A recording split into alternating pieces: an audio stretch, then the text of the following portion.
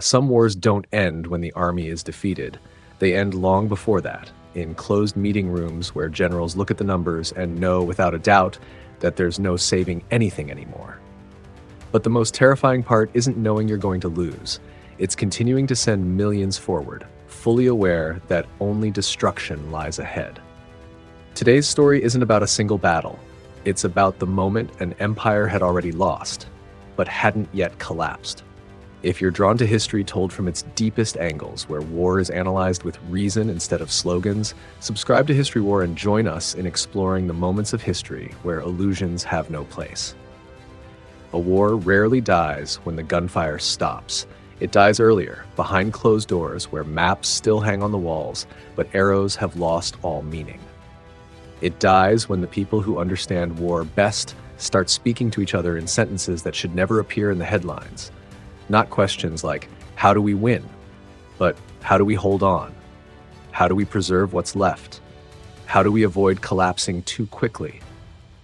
These are the cold moments when a war continues to exist in form, but has already died in logic. Between 1942 and 1943, in meetings of the German General Staff, the air no longer carried the confidence of early victories. Officers once used to reporting breakthroughs, encirclements, and numbers of captured troops now spoke more about fuel, railway lines, transport times, and replacement rates. The reports grew thicker, but the tone grew thinner. Every number presented felt like a small blade, not immediately fatal, but gradually slicing through the last remaining illusions. None of them were naive. These were not men who misunderstood war. On the contrary, because they understood it so well, they were the first to realize that what was unfolding was no longer a war that could be won with tactical brilliance. When the charts were stacked side by side, steel production, oil reserves, ammunition supply, and the growing number of enemy divisions each month, war began to speak in a language that could not be argued with. The mathematics of war doesn't care about loyalty, willpower, or honor. It asks only one question: do you have the resources to keep going? In those moments, the real fear wasn't panic. No one slammed their fists on the table. No one shouted that it was over. The fear came from the calm, a chilling calm, the kind held by people who had been through enough campaigns to know there are limits that cannot be crossed. When the language in the meetings began to shift, when words like breakthrough or end the war disappeared, replaced by stabilize the front and maintain fighting capacity, it wasn't just semantics. It was a quiet acceptance of an unavoidable truth. And then came the terrifying paradox. The clearer it became that victory was impossible, the more mechanically the military system continued to operate. Orders were still given, units still moved, plans redrawn every month, not because anyone believed things would turn around, but because no one knew how to stop. In a system built on absolute obedience, acknowledging defeat wasn't an act of wisdom. It was a suicidal political move. There are moments in history when understanding becomes a burden. The staff officers knew that every new decision only added to the casualty list, yet they also knew that not making decisions at all could cause the entire structure to collapse instantly. They were trapped between two unthinkable outcomes: continue a hopeless war or dismantle the very system they had sworn to serve. In that suffocating space, obedience was no longer a sign of belief. It became a survival instinct. At this stage, war was no longer a clash between two sides. It had become a private struggle within those managing it. Each order signed no longer carried hope of victory, only delay. A delay of the end, a delay of the moment they would have to face the truth. And the longer they delayed, the greater the cost. But that cost wasn't paid by the ones signing the orders. It was paid by those on the front lines, the ones who would never know that in the rooms behind them, war had already become an equation with no solution. This isn't a story about cowardice or betrayal. It's the story of a massive machine that had passed the point of no return, a machine fueled by early victories, by momentum, by a belief that every problem with just one more decisive blow. When that machine finally realized there were no more decisive blows to give, it had no way to shut itself down. It only knew how to keep running until it destroyed itself. To understand this moment, you can't just look at the final years of the war when everything was already obvious. You have to go back to when the belief was first born, when victories came so fast that an entire generation of commanders became convinced that war could bend to human will. You have to go back to those early days when speed became a religion, when a string of successes turned confidence into destiny. Because it was in those very moments that the greatest trap of war was laid. The illusion that war could always be ended before it ever demanded its true price. And it was that illusion, not any single battle, that paved the road to the moment when a war had already died, yet continued to exist. To understand why the German generals could know they would lose and still follow orders, we must begin where they once believed war would always be short, fast, and under control. From those early victories, a perfect trap was born, where success planted the seeds of defeat the very moment it began. The most dangerous illusion in war isn't blind faith, it's faith that has once been proven right. When German forces entered Poland in 1939, victory didn't just come quickly, it came perfectly. A nation collapsed in a matter of weeks, its command system paralyzed, its military unable to fully mobilize. This wasn't just a military triumph, it was living proof of a new way of thinking about war. One where speed and surprise could replace long-term preparation and attrition. From that moment, a new logic began to dominate the thinking of the German High Command. War was no longer seen as a drawn-out struggle between economies and societies, but as a series of technical problems solvable through the right plan, perfect timing, and elite forces.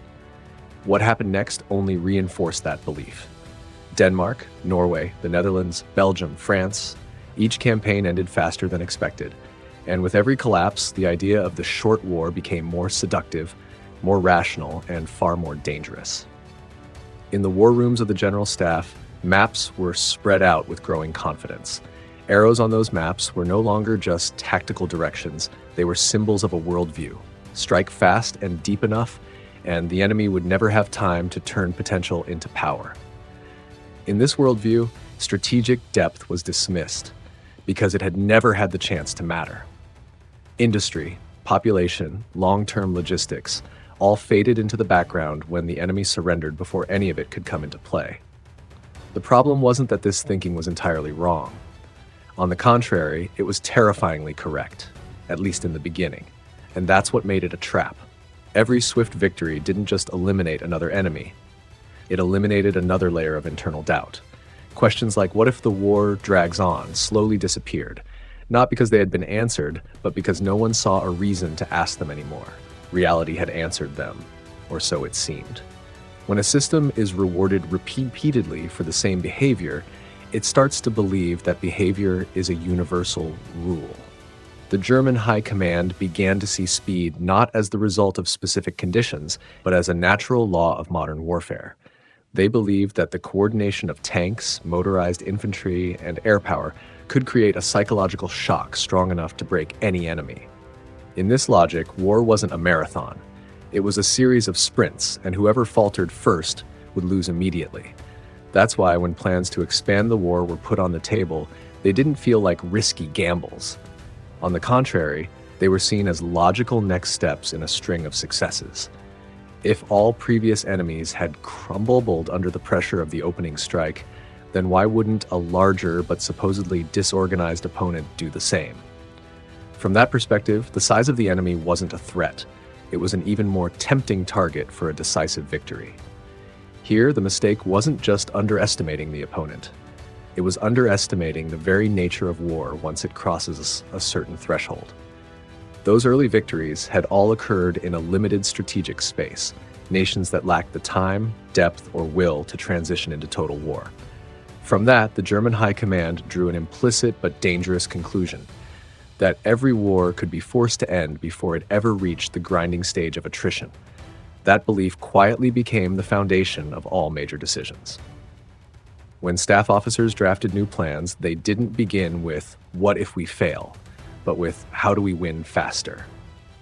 A short war wasn't just a goal, it was a default assumption. Every plan revolved around delivering an initial shock strong enough to break the enemy. Anything that existed outside a few months' time frame was pushed to the margins of thought. That's when victory began to turn into a trap, because each swift success didn't just hide the risks. It made them harder to even imagine.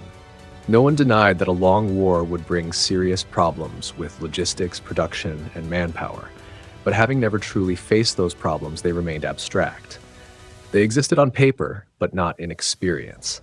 And in war, what isn't felt is often undervalued. In that atmosphere, history itself began to be misunderstood. Lessons from drawn-out wars, from conflicts lasting years, were seen as relics of a different era. The world had changed, warfare had changed, and the German command believed they stood at the pinnacle of a new way of fighting. This belief didn't stem from simple arrogance, it came from real experiences repeated enough times to feel like truth. But war has a cruel rule. What works in one phase can become deadly if applied outside the context that enabled it. As the scale of war expanded, and as the enemy became one that could not be toppled before adapting, the logic of the short war ran into a force it could not defeat with speed alone. Depth of territory, of population, of the ability to absorb losses without collapsing. The greatest illusion at this point wasn't believing the war would end quickly. It was believing that if it didn't end quickly, it could still be adjusted on the fly. The German command entered the next phase of the war, convinced that even if things didn't go exactly as planned, they could still push the enemy to collapse with the next victory, the next breakthrough, the next timely maneuver. That belief blurred the line between what was possible and what was merely hoped for.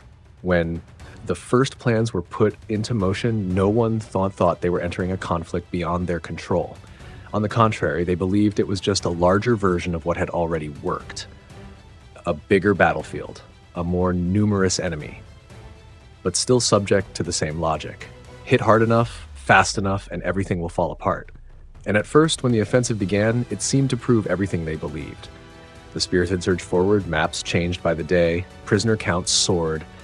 The illusion of the short war didn't just hold, it was reborn, stronger than ever. But it was in that very moment, when victory seemed assured, that a quiet shift began. A process where actual numbers started to diverge from the assumptions they were built on. To see it, you had to look past the dazzling arrows on the map and examine what lay behind them. That's where, as staff officers began to compare plans with reality, the short war started to lose the backing of mathematics. And from that moment on, the war entered a new phase. One where illusions had no place, and where cold, unforgiving numbers began to betray everything that had once seemed certain. When Operation Barbarossa began, it carried with it the full weight of beliefs accumulated over 3 consecutive years of victory. For many within the German High Command, this wasn't a leap into the unknown. It was the natural continuation of a proven trajectory. Everything felt familiar. Speed, surprise, deep thrusts, massive encirclements. And in those first days, the reality on the map seemed to confirm that history was repeating itself exactly as expected. The initial figures came in like a flood. Hundreds of thousands of prisoners captured, thousands of enemy tanks destroyed or abandoned, Soviet units disintegrating across vast expanses. Operational maps changed so rapidly that staff officers had to update them daily. The arrows marking the advances stretched hundreds of kilometers, creating the sense that nothing could stop the momentum. For those who believed in the short war, this was the moment of absolute validation. But war is not decided by feelings. While the spearheads surged forward, another, quieter reality was beginning to form behind them. The pockets of encirclement didn't collapse as quickly as expected. Units reported as destroyed reappeared, sometimes just weeks later, under new designations with new structures. Not because the initial reports were entirely wrong, but because the assumptions behind them hadn't accounted for an enemy with a near-infinite capacity for regeneration. This was when mathematics began to speak, not the glamorous math of the initial plans, but the harsh math of real operations. Staff officers began doing the most dangerous thing in war, comparing assumptions with actual data. They counted how many trains were needed to supply the units driving deeper into enemy territory. They counted how many tanks were still operational versus how many had already exceeded maintenance limits. They counted how many new enemy divisions were appearing in areas that were supposedly already cleared. These numbers didn't deliver an immediate shock. They brought a creeping discomfort, like a small miscalculation everyone hoped would correct itself. At first, it was believed to be temporary, that the enemy was merely throwing in their last reserves. But as the reports kept showing the same patterns, and as those temporary issues stretched on week after week, that discomfort began to harden into doubt. The gap between plan and reality kept growing. The supply lines stretched so far that any small disruption caused a domino effect. Rail gauges were incompatible, forcing manual transfers. Roads turned to seas of mud when the rains came. Every additional kilometer gained wasn't just a tactical success, it was a new logistical burden. The short war had been built on the assumption that the enemy would collapse before those burdens became unbearable. But the enemy didn't collapse. And when that assumption fell, the entire strategic structure began to crack. What made Barbarossa especially dangerous wasn't immediate failure, it was prolonged success. Each new victory pushed the Germans deeper into a space they couldn't fully control. Each massive encirclement fed the illusion that the enemy was on the brink of collapse, when in reality it was only exhausting the outer layers. Behind them, the depth of the Soviet Union remained intact, ready to absorb losses and continue producing fresh divisions. In the staff meetings, language began to shift, subtly but meaningfully. Questions of when will the enemy collapse were slowly replaced with how can we maintain momentum? A small change, but one with enormous implications. It revealed that the war had moved beyond the phase where a single shock could solve everything. From this point on, every passing day was a subtraction, not an addition. The mathematics of war no longer favored those who believed in speed. The number of new enemy units appearing was now surpassing the capacity of the German spearheads to destroy them. Germany's industrial output, though significant, couldn't keep pace with the rate of attrition across such a vast front. Numbers that had once seemed abstract, the length of supply lines, repair times, attrition rates, were now decisive factors.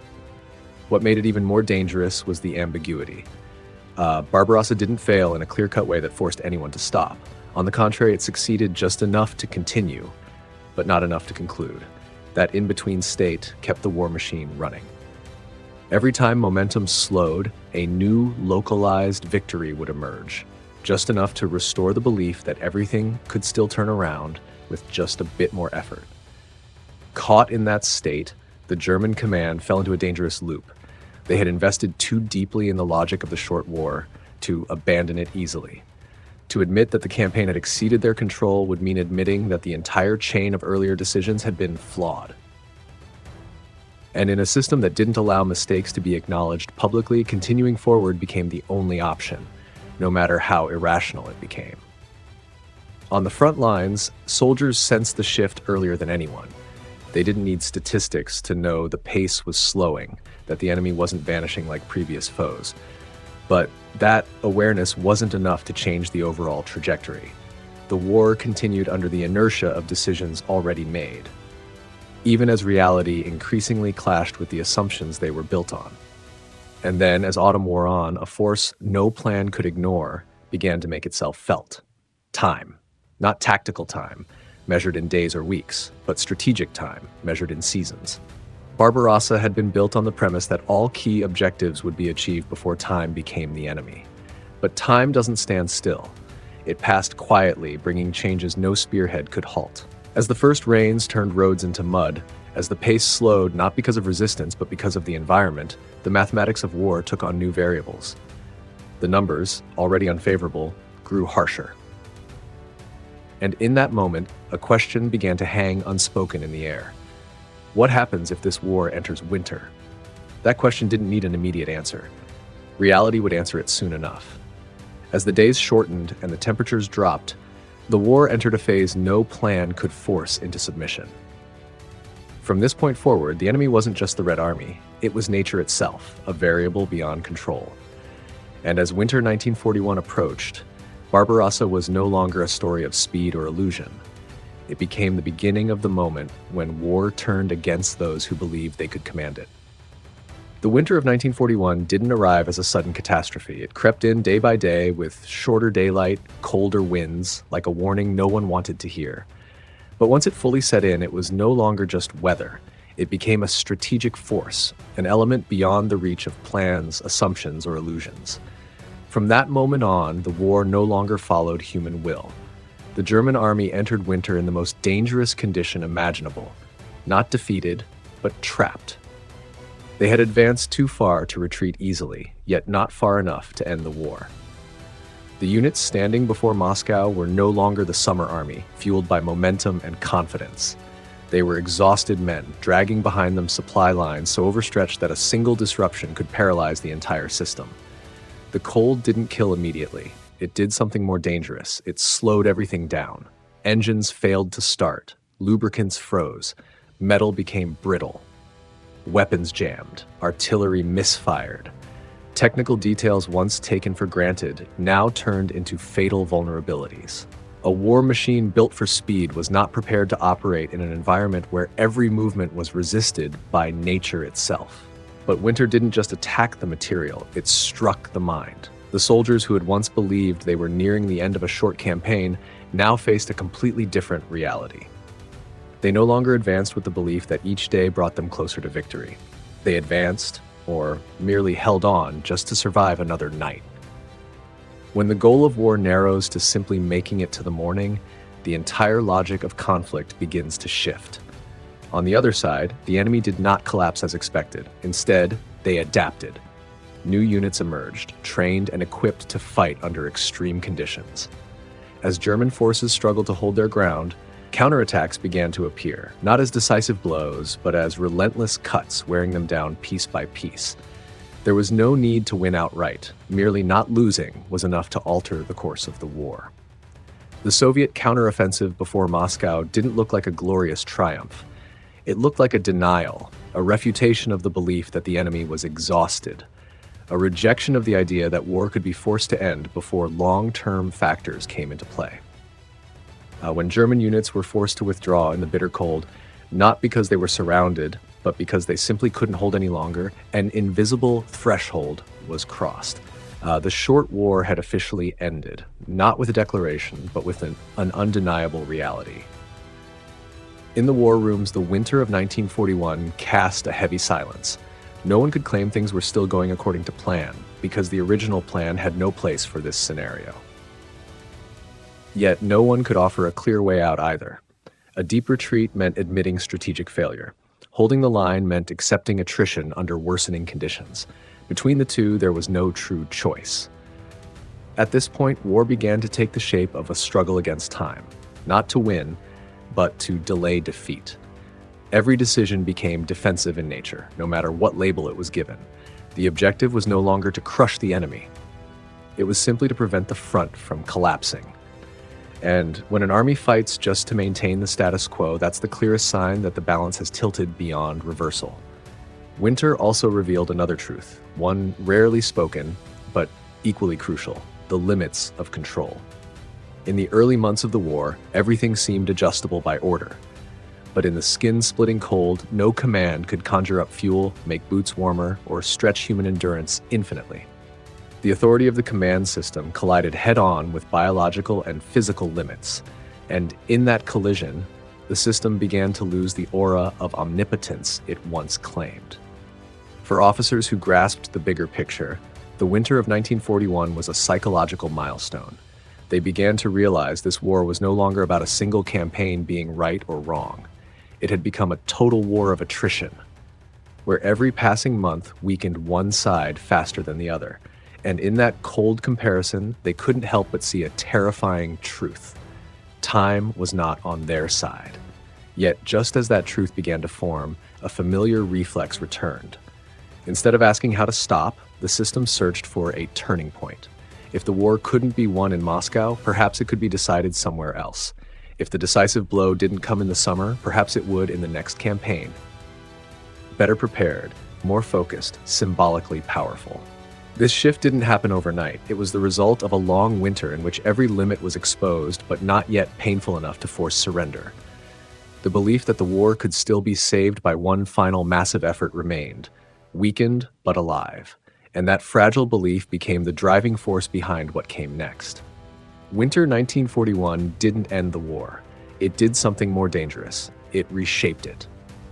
From this point forward, every plan had to accept that the enemy wouldn't vanish, that the war would drag on, that every victory would come at a cost that could no longer be fully replenished.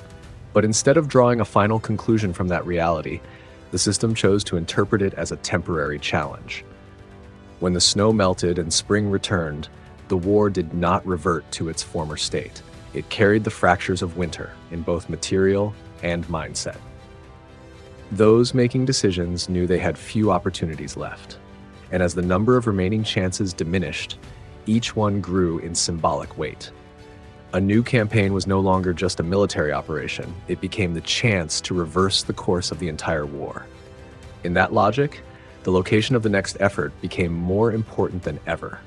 It had to be big enough to deliver a decisive impact, symbolic enough to restore belief, far enough to promise a victory that could compensate for everything lost.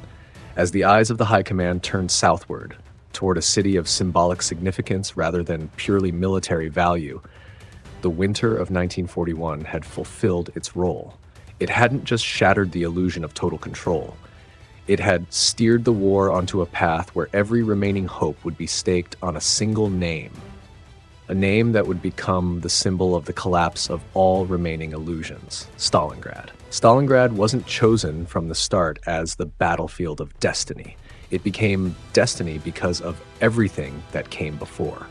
After the winter of 1941, when all illusions of a short war had shattered but not yet died, the German High Command entered a particularly dangerous psychological state. They understood that time was no longer on their side, yet still believed that a single decisive victory could reverse the course. In that state of mind, every decision was no longer one of many options. It became the last possible chance to save a system in decline. The summer campaign of 1942 carried the full weight of that pressure. It wasn't just the next step in an ongoing war, it was a desperate attempt to reassert control. If Moscow couldn't deliver the decisive blow, then another target had to be found.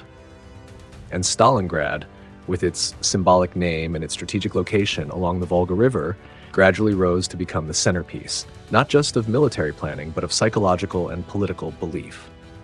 At first, Stalingrad wasn't the only target, but as German forces pushed deeper into the south and faced the reality of overstretched lines, the logic of warfare was increasingly distorted by the lure of symbolism.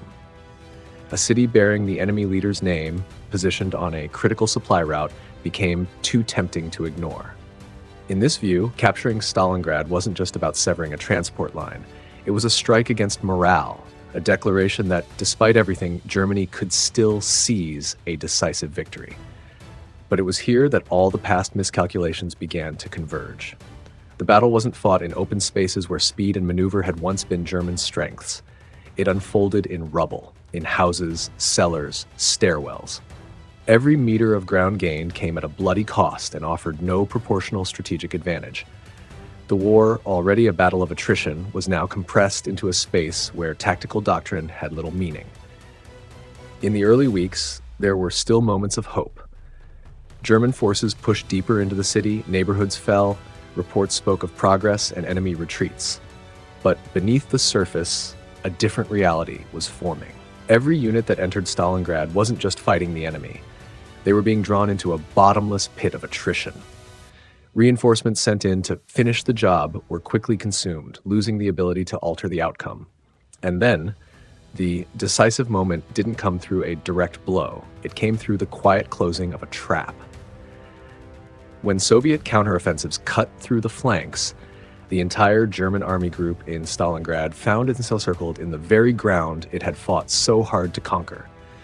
This was no longer a tactical problem. It was the collapse of the very logic that had driven the war since the beginning, that the enemy would fall before they could react. In war rooms far from the front, Stalingrad quickly became a problem with no solution. Withdrawal meant admitting not just military failure, but symbolic defeat. Holding on meant gambling everything on a fading hope: air supply, endurance, survival in a brutal winter. The decision wasn't made because it was rational, but because no alternative could be politically or psychologically accepted. From that moment on, hope was buried, not by a single fatal strike, but by slow exhaustion. There weren't enough planes to resupply. The weather worsened everything. The surrounded forces no longer fought to win. They fought to delay the inevitable. Each passing day offered no promise of rescue, only increased cost. What made Stalingrad different wasn't just the horrific casualties, though they were immense. It was the psychological impact. For the first time in the war, a major German force wasn't merely defeated, it was annihilated, encircled, and left to collapse. There was no way to spin the event as a tactical setback or temporary withdrawal. The reality was too stark. When news of the surrender spread, it didn't create an uproar. It created a deep silence.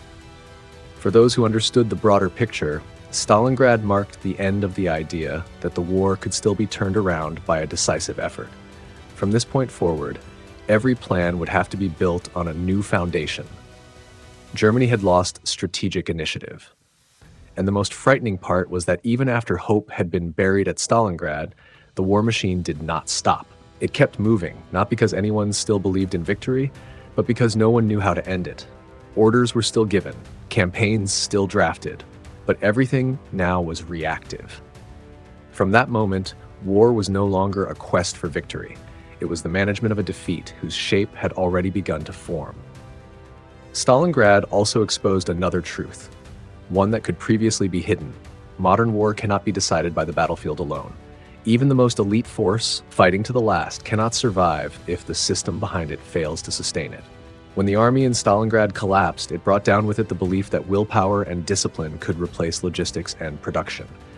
From then on, the question was no longer, how do we win, but how do we keep going? And to keep going, more than commands and slogans were needed.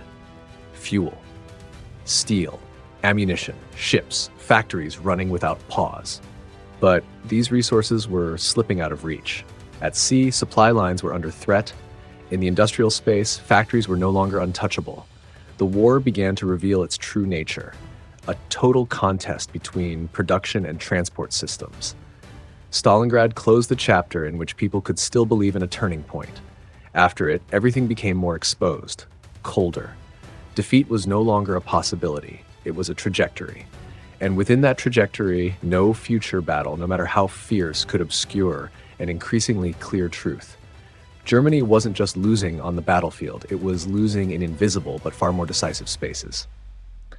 When the guns fell silent in Stalingrad, another front had already begun to decide the war's fate. A front with no ruins, no encirclements, but no less brutal. It was the front of oceans and factories, where power was measured not in meters gained, but in tonnage, in arrivals, in replacement capacity. And it was there, after Stalingrad, that defeat began to become irreversible. After Stalingrad, war was no longer decided primarily by the arrows drawn on maps. It began to slip out of sight for those accustomed to reading war only through the movement of front lines, revealing another arena, broader, quieter, but no less ruthless. A space without thunderous artillery, without cities flattened in weeks, but where every vanishing number became irreplaceable. From that moment on, Germany was not just losing because of battles already lost, but because of things it could no longer create. At sea, the war had never truly stopped. But after 1942, the balance shifted in an irreversible way. The supply routes, once seen as the lifeblood of the war economy, were slowly being choked, segment by segment, not through one decisive strike, but through a methodical, patient hunt. Each ship that sank carried more than cargo. It carried time, effort, and opportunities that would never return. No map could capture these losses visually, yet they were felt in every decision, becoming narrower by the day. The war at sea was a war of probabilities. You didn't need to sink all the ships, only enough to make the system stop working smoothly. And here, advantage wasn't about bravery, but about organization, technology, and mass production. When the enemy could replace ships faster than they were being sunk, and Germany could not, victory didn't require a symbolic naval battle. It was decided by pace, by the resilience of a system that could absorb losses without collapsing. On land, in the factories, another war was unfolding, quieter but far more decisive. Modern warfare didn't just consume soldiers and ammunition, it consumed steel, fuel, components, and labor hours. After Stalingrad, those demands grew, while the capacity to meet them shrank. Every battlefield loss required a new wave of production to compensate. But each wave met more resistance. Factories were no longer safe havens deep in the rear. They became targets. And a bombing raid didn't need to completely destroy a plant to have devastating effects. Just disrupting production for a few days could create a cascade of consequences no command could quickly undo. As the war dragged on, small disruptions accumulated into massive gaps, and those gaps could not be filled by willpower alone. The problem wasn't just the bombs, it was structural. An economy built for short-term war could not easily shift into total war mode. Reorganizing production, reallocating resources, training new labor, all of it required time that Germany no longer had. Meanwhile, the enemy had already entered total war much earlier, with a depth no single campaign could quickly erase. As time went on, the disparity between the two systems became clear. One side could lose hundreds of ships and still maintain the flow of supplies. The other could lose far fewer and feel the impact much more. This asymmetry didn't stem from one bad decision, but from strategic choices made early on, back when the war was still believed to be short. In the staff meetings, this reality revealed itself through increasingly grim reports. Not because they lacked information, but because that information no longer offered hope. Every production chart showed a gap that could no longer be closed in the time remaining. Every logistics report was filled with assumptions growing thinner by the week. At this stage, war was no longer about gaining territory. It was about not losing what remained too quickly. The most bitter truth was that there was no single moment to declare. From now on, we've lost the war at sea and in the factories. That defeat didn't arrive as an event, it unfolded as a process. It seeped into every decision, making each one worse than the last. When a frontline army needed more supplies, the rear could no longer fully provide. When a factory stalled, there was no slack left in the system to make up for it. From this point forward, war became an equation with no additions. Every effort was merely a slower subtraction, subtracting ships, output, manpower, and time. And in a war where time was the most decisive factor, losing control of time meant losing control of your own fate. Yet even as that truth became undeniable, the war machine kept operating, not because anyone believed in victory, but because there was no mechanism to stop. Orders were still issued, plans still drawn up, all built on a silent assumption: hold out long enough and something might change. That hope was vague, but it was enough to keep the wheels turning. And in that state, another front began to assert its decisive role. A front that needed no warships or massive factories, but could collapse entire strategies before they ever left the drawing board. When production couldn't keep pace, when transport wasn't secure, secrecy became survival. Because in a war of attrition, whoever knew the enemy's plans first would save time, and time was now the most precious resource. When supply routes were tracked, when production plans were predicted, when orders lost the element of surprise, every effort to recover at sea or in the factories became more desperate. War moved into a deeper layer, where intelligence, code-breaking, and counterintelligence could determine the fate of campaigns without a single shot fired. Losing at sea and in the factories wasn't the end. It was the beginning of a more dangerous phase, where every mistake was magnified by the enemy's foreknowledge. And when secrets were no longer secret, when every move was anticipated and met with prepared resistance, war entered a realm that was invisible, but fatal. From that point on, it wasn't just physical strength being eroded. Even the ability to hide what had not yet been lost began to disappear. Some wars aren't decided by gunfire, but by who knows what and when. When war enters the stage of attrition, when ships, factories, and manpower all become scarce, information becomes the most precious resource. And it's precisely in that invisible space that a cruel truth gradually revealed itself. Germany's secrets were no longer secrets. At first, no one fully grasped this reality. Failures were explained with familiar excuses: bad weather, tactical missteps, unfavorable force ratios. But over time, a quiet unease began to creep into the German high command.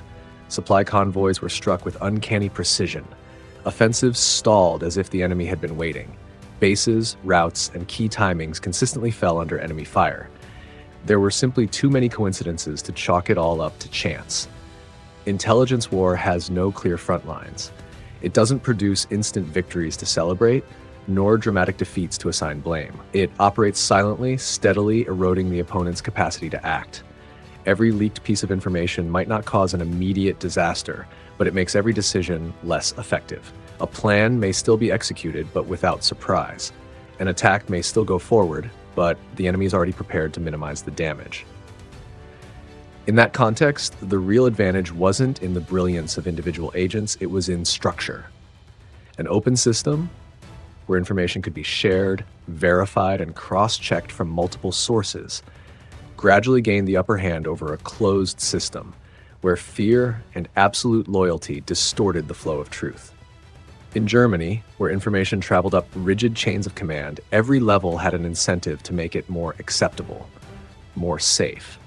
And when information is already warped from within, keeping secrets from the enemy becomes nearly impossible. The greatest danger wasn't that the enemy could read every specific order. The greater threat was that they had begun to understand the thinking, the rhythm of decision-making, the internal limits of the system. Once that happened, they didn't need to know every detail. They only needed to understand the constraints, the priorities, and the timeline within which those plans would be made.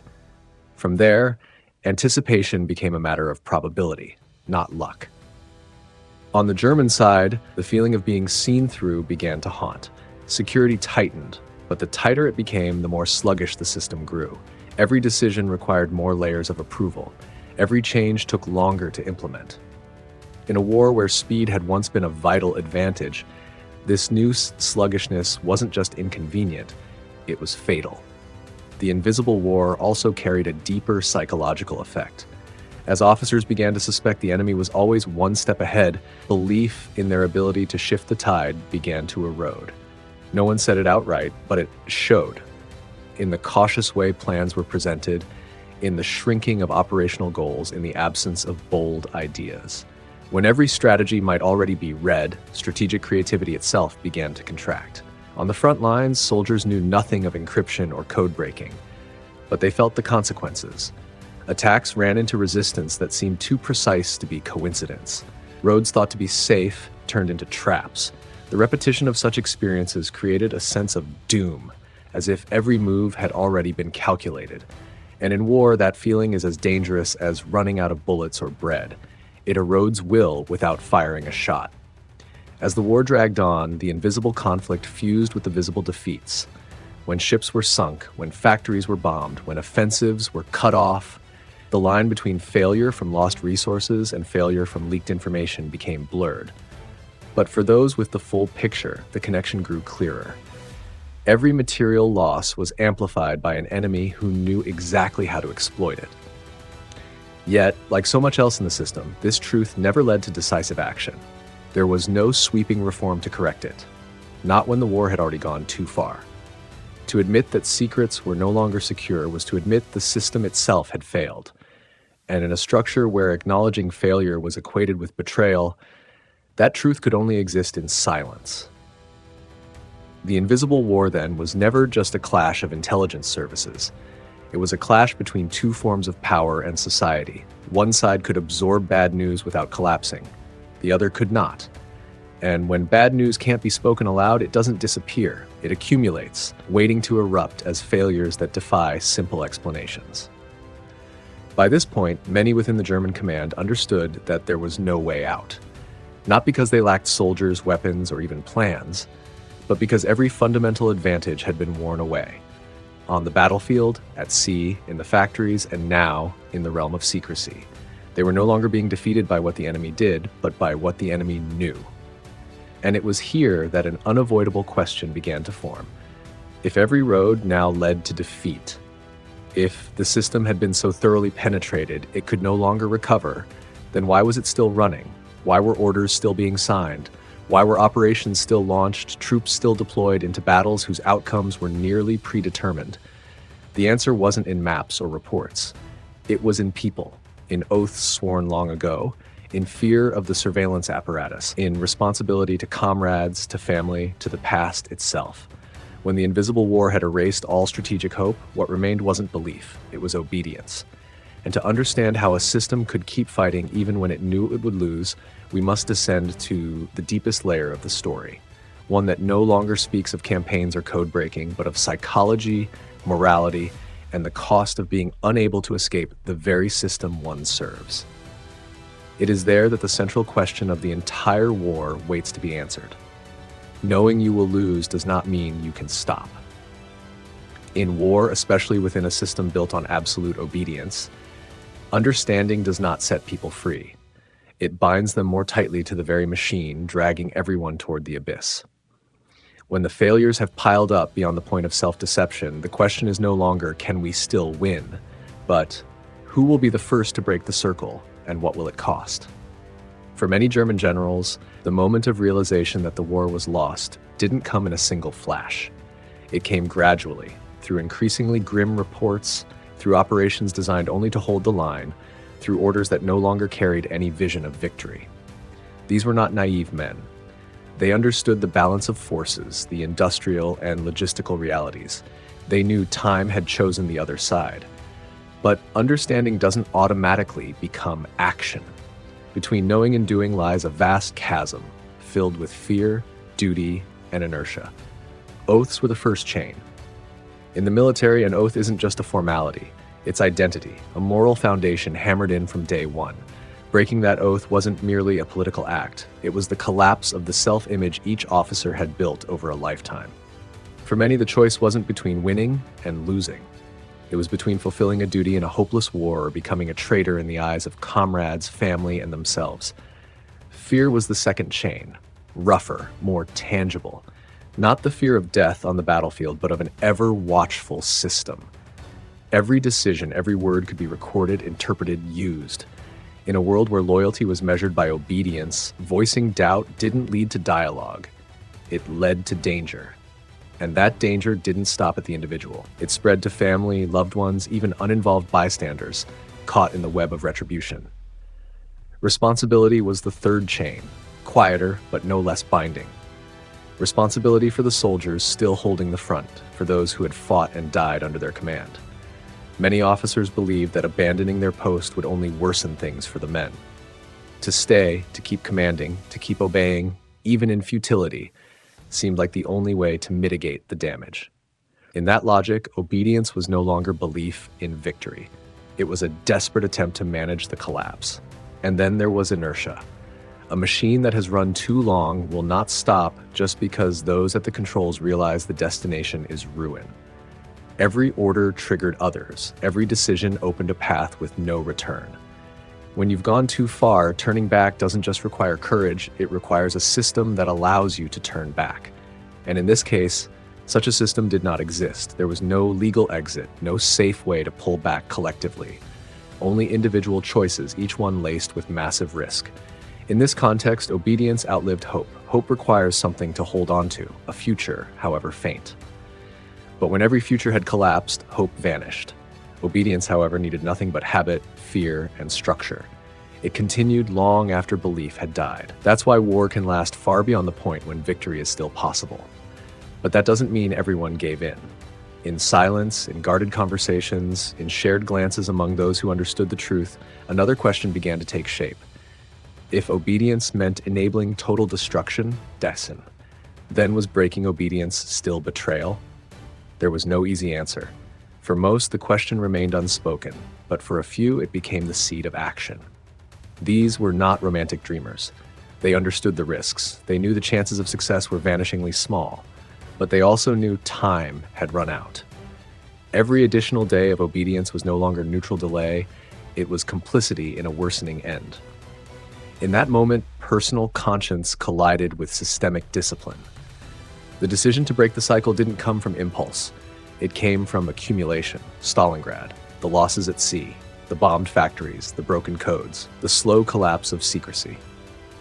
All of it led to a cold, brutal realization. Without a sudden rupture, the trajectory would never change. And in a system that permitted no reform from within, that rupture could only come through extreme action. It's here that the tragedy of obedience is most clearly exposed, because those clear-eyed enough to see the war was lost were also those who best understood why changing it was nearly impossible. They knew the system was designed to resist them. They knew every move would be watched. They knew even the smallest misstep could lead not to rescue, but to even harsher repression. And still, they moved. not out of confidence, but because continuing to obey had become morally unbearable. At that point, obedience was no longer the safe path. It was the unacceptable one. When war had passed beyond all strategic logic, only one question remained. Who would dare to pay the price to try and change the course? The answer didn't come from the majority. It came from a small few, men willing to risk position, reputation, even their lives, to end a spiral they could no longer justify. They knew that if they failed, the consequences would be more than personal death. It would be the death of all remaining possibility for change. But they also knew that if no one acted, that outcome was inevitable, just a matter of time. And so in the summer of 1944, when the war had lost all remaining chances for reversal, a brief moment appeared. A moment when understanding finally broke through the weight of obedience. A moment when a few decided that breaking the system, even in desperation, was better than preserving it. It wasn't an act of grand hope. It was an act of belated clarity. And that moment, fleeting, fragile, became the final point where change and collapse briefly intersected. A single day, a single decision. The last time the wheel of history had even a sliver of space to turn, July 20th, 1944. The last moment the war could have gone another way. July 20th, 1944 did not dawn like a day of destiny. It began with the familiar silence of a machine that had been running too long. In rooms, in corridors, in weary offices cloaked in the shadow of power, everything unfolded as usual. Orders were still signed, reports were still passed along. There was no sign that this would be the day history might turn. And it was precisely that normalcy that made the moment so haunting. The people involved in the plot held no illusions of a glorious victory. They did not believe that one single act could reverse the course of the war. They understood all too well what had been lost, what could never be reclaimed, and what awaited if nothing changed. Their motive wasn't hope. It was lucid despair, a cold awareness that if they didn't act now, every possibility for change would be sealed shut forever. For months, scattered conversations, exchanged glances, half-finished sentences had slowly crystallized into a decision. None of them believed the system could reform itself. They had seen too clearly how every effort to fix it was crushed, how every warning was dismissed as weakness or betrayal. When a machine of power leaves no room for truth, truth has only one way to survive: to break the machine. But breaking it was no romantic gesture. It was a sequence of harsh decisions where every step could be the last. They knew failure wouldn't just mean death. It would bring brutal consequences to families, friends, comrades. And worse, they knew that if they failed, the system would not falter. It would harden, tighten, become more vicious. And with it, the war would drag on for months, even years, at an immeasurable cost. And yet, they moved forward. Not because they believed in success, but because every other path led to something even worse. At that moment, action was no longer judged by the odds of success, but by its moral weight. They didn't act because they thought they could win. They acted because they could no longer live as people who knew the truth and stayed silent. July 20th was not a perfect conspiracy. It bore the marks of haste, of scarcity, of a race against time and surveillance.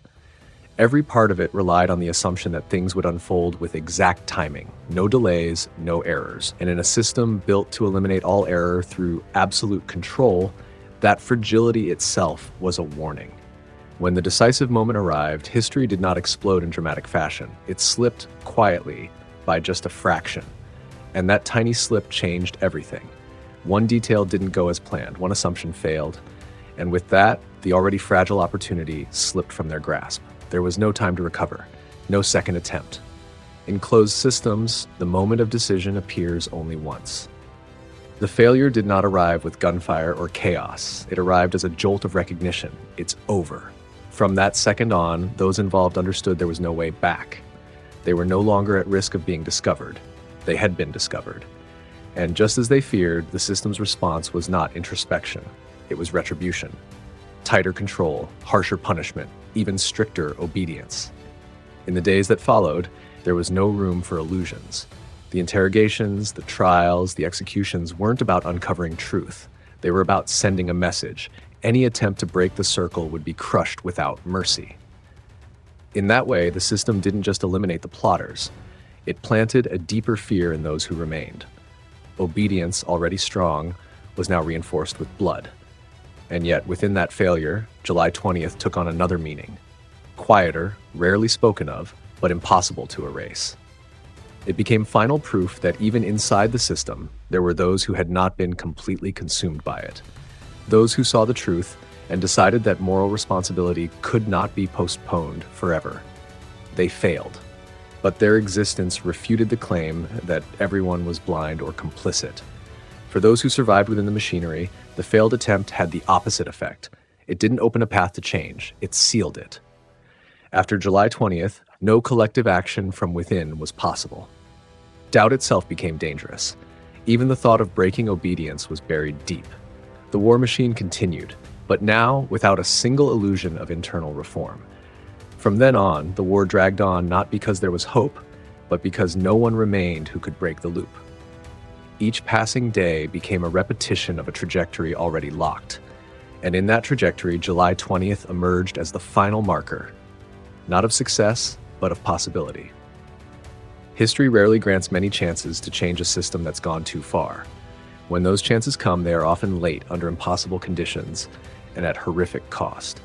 July 20th, 1944 was such a moment. Not the moment of victory, but the moment of a question. If everything has been lost, what can a person do to avoid losing themselves? That question wasn't answered with triumph. It was answered with failure, punishment, and the closing of every remaining internal path to change. But for that very reason, it still echoes. Because it reminds us that at certain points in history, what matters most is not the result, but who dared to stand, knowing the result might never come. July 20th didn't save a nation. It didn't end a war. It didn't stop collapse, but it marked the last time the wheel of history could have been turned from within. After that, everything became drift toward a pre-written end. And that's why it is not just the day of a failed plot, but the day when humanity's last choice was laid bare and then lost. When the final gunfire of the war began to fade, what echoed wasn't the sound of victory or defeat, but the heavy silence of questions that would never be fully answered. How could a war outlast belief in its own victory? How could a system keep running when those who knew it best understood the end was already written? The answer didn't lie in a single battle, a single mistake, or a single man. It lay in obedience, something that outlived every last shred of hope. Germany's war didn't end because they ran out of ideas or courage. It dragged on because obedience had become a self-sustaining mechanism. When hope vanished, obedience needed no justification to continue. It didn't require a vision of tomorrow. It only needed structure, habit, and fear. And once those elements were tightly bound, war could go on, even when no one believed it should.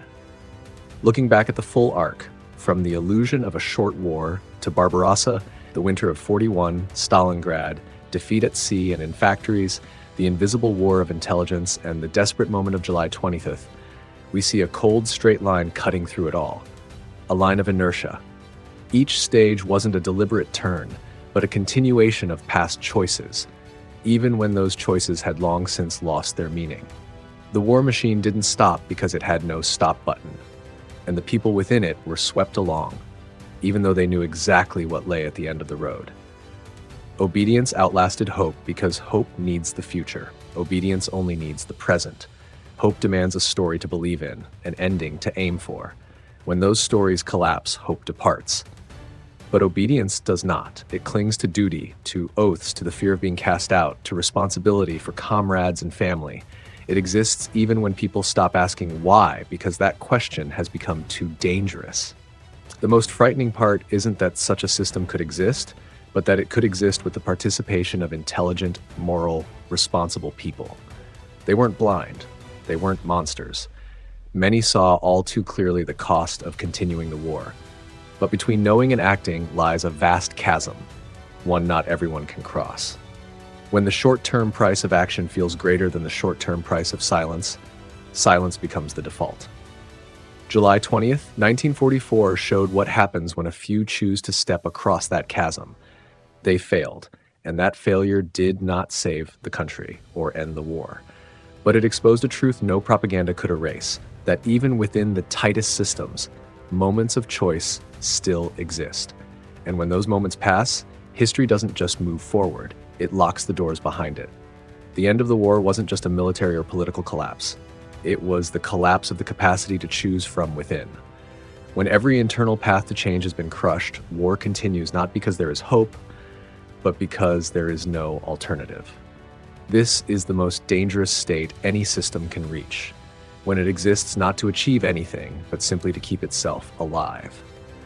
The story of Germany's generals is not to justify and not to condemn in simplistic terms. It's a timeless warning.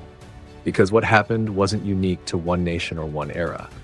Any system that makes obedience its highest value, any structure that punishes truth instead of learning from it can find itself on the same path. When truth cannot lead to action, failure is only a matter of time. And perhaps this is the deepest lesson. Wars don't drag on only because of external enemies. They drag on because of what happens inside. They continue because people fear breaking the order more than they fear the consequences of keeping it. They continue because obedience offers a sense of temporary safety, while change demands immediate sacrifice. As we reflect on these pages of history, the point is not just to understand what happened, but to ask ourselves, if we were there, what would we have done? Would we choose silence to survive, or act, knowing we might fail? There is no easy answer to that question. There shouldn't be.